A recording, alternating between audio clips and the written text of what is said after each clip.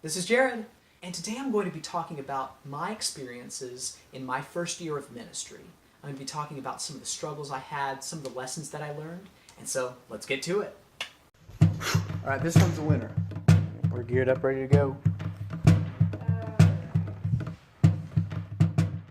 As this year draws to a close, I find myself reflecting on the year that I've had. I'd like to share with you some of my experiences as a first-year music minister, as well as some of the lessons that I've learned this year. When I first started, I had a lot to learn in a very short amount of time.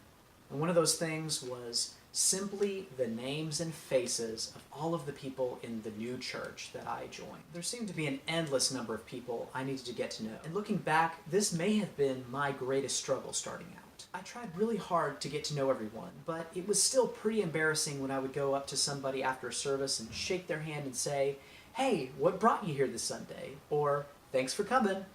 And this was a person who had been going there longer than I'd been alive. Yeah, pretty silly. It was really pretty humbling to see the dedication that these people had, as well as to know my place as a newcomer to this church. I really had to own that. I also had to find my place in the office environment. I'm not sure if I have 100% pinpointed exactly where I fit in, but I'm certainly more comfortable now than I was. Really what I learned is how to take control over my ministry area. After graduating college, I realized that I was expected to be the expert in my field. And that's a total culture shock coming from a university where you are a student. And now you are expected to be the teacher. I really had to learn how to own that reality. Now it was easy to do that for the choir. At this point I had 2 degrees, plenty of experience conducting choirs and musical groups. But what I wasn't prepared for, what I had to learn how to take ownership of, was to be the conductor of the congregational choir. And that was totally new for me. How was I going to lead the people in a dialogue of worship? Being the authority in that setting was much different than running music rehearsals and performances for me. I still defer to the pastor in worship, as well I should, but I do it a lot less than I did in the beginning. It's a lot of pressure to decide what to sing, in what order, how best to lead a people into a corporate dialogue with God. But with some encouragement from my friends and family and colleagues, I think it fortified my spirit to be able to make those tough decisions week in and week out. The first lesson that I learned in my year-long ministry journey was that I had help. But not only that, but that I needed help. I couldn't have made it through as well as I did without the help of my pastor, my music team, and of course, my wife. Sorry, Moose, you didn't make the list? Oh, sad day. My pastor was instrumental in helping me develop priorities in my ministry. He helped me to put God first and self last. And he has continued to be a sounding board for my really bad ideas. And I shouldn't say that. Sometimes they're terrible. Being able to see the world the way he sees it is like being able to slip on some magic spirit glasses every day. It's pretty awesome and humbling, and I'm so grateful for his influence in my life. The help I received from my music team, my music groups, and planning team were equally important. The constant feedback I was getting from rehearsals and meetings, the lessons I learned about dedication from folks who had been serving God for so long, it was invaluable. I look forward to our rehearsals because of them. Getting to be in their company is the highlight of my week. Their energy sustains me. Their hunger for excellence refines me, makes me want to be better, and I am better for it. Finally, I learned to take help from my wife. Help I didn't always want, but help I always needed. I'm sure husbands out there can relate. She is awesome and smart and beautiful and insightful and opinionated and just everything that I will ever need. Without her constant encouragement when I was down in the dumps or sass when I was head in the clouds, I don't think I could have made it. Something about always having someone in your corner makes you stronger, braver. So thank you, sweetheart.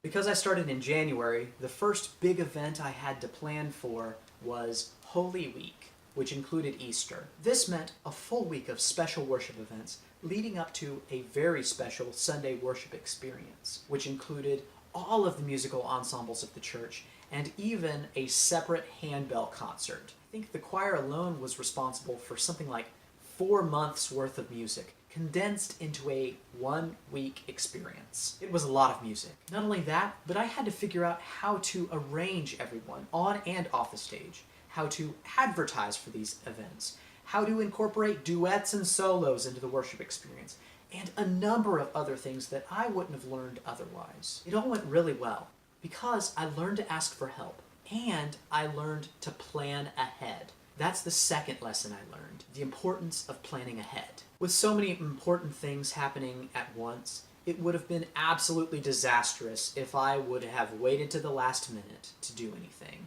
or to organize anything. Learning all the Easter music took months, so I had to plan in January for what we would start in February so that we could be ready by April. Also, advertising all of the special things that were going on during Holy Week and Easter was only successful because I put it on the calendar early. I let people know what was going on beforehand, and I avoided a lot of confusion because of the preparations I made well in advance. And as a result, things went much smoother. After a super busy April, May marked a transition toward a totally different season, summer. The summer months are pretty tricky for church music groups.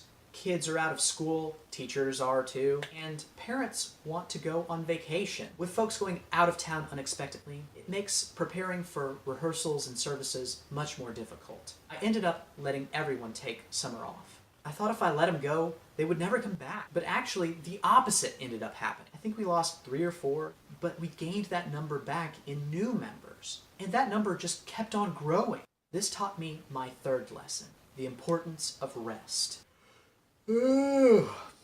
The choir needed it, I needed it, everyone needs it. I wanted to keep everyone going, to continue the momentum that we had built up, but I realized that that might have led some people to become burnt out, even myself. Too much for too long will cause even the most dedicated member to become exhausted. And I myself didn't realize how exhausted I was until I took a break. When I was forced to stop, I realized how tired I had become. And this rest allowed me to recover, but also to create space for new things. I formed new small choirs out of coffee groups, new bands out of students on holiday, and even helped soloists to prepare and perform for service. These were all things that were made possible because I made time for rest. Now some of you might be thinking that doesn't sound like rest to me, but it was in my case. All I had to do for these temporary groups was to rehearse them for an hour or two in preparation for one service. Compare that to the 5 or 6 hours I spent every week on score study for the music groups of the church. And I promise you, it felt like rest to me. And it gave them rest too. Rest enough to come back strong for the next big season, Christmas.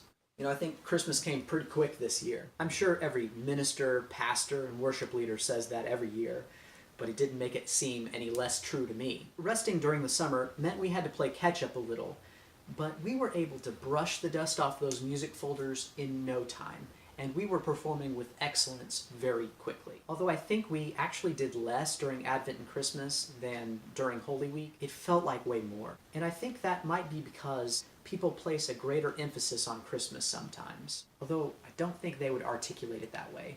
I started seeing a bunch of new faces the closer December got.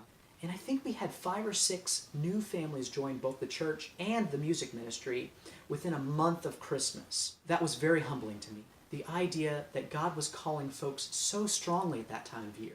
And all I had to do was make myself available to shake their hand and welcome them when God brought them through the doors. It got me thinking about all of the possibilities for both the local and the universal church. And it taught me a very valuable lesson. Christmas taught me to dream big. The congregation, the pastor, the music groups, they all pushed me to go further, to do more. This push caused me to dream God-sized things for the music and worship of our church. It gave me courage to challenge the choir with harder music, the praise team with new styles. This unanimous call to be better, to do more, helped to move the church into some unknown but powerful waters of unity in worship. Unity that married tradition and newness. God has great and powerful things in store for folks who, with willing attitudes, open hearts, and firm foundations, will simply say yes to God's calling. My calling was to dream God-sized dreams over the worship of the church, and to be willing to go out on a limb and encourage others to answer that call.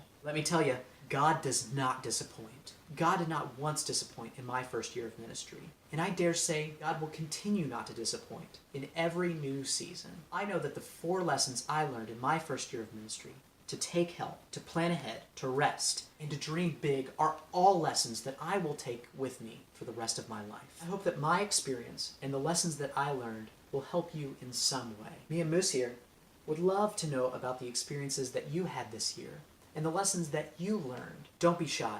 Let us know in the comments below what you're taking away from this year. Also, hit the thumbs up to let us know that you liked this video, and consider subscribing for more content just like this. Alright, worshipers, Happy New Year, and go in peace.